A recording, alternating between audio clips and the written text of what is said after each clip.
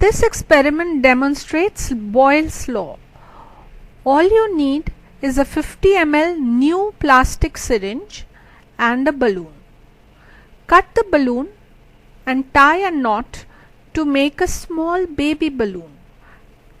Trim the extra end. Place this teeny weeny balloon inside the barrel of a syringe.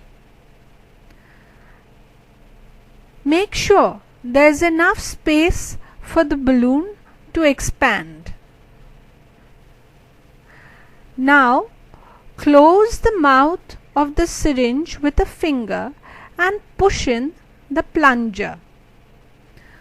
You will see the baby balloon shrinking in size as the air pressure inside the barrel increases.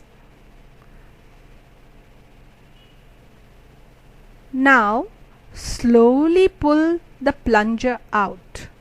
You see the baby balloon grows bigger and bigger, bloating.